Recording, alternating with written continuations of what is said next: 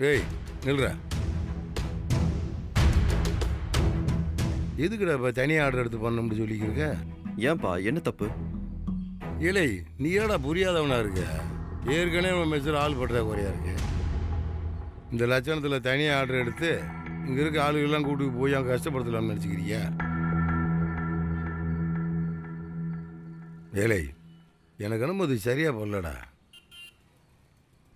எடுத்தங்க கவுத்தவம்ட்டு தேவையில்லாமல் ஏதாவது ஒன்று பண்ணி நம்ம பண்ணிக்கிருக்க தொழிலுக்கு பேரை கெடுத்து விட்டுறாதடா.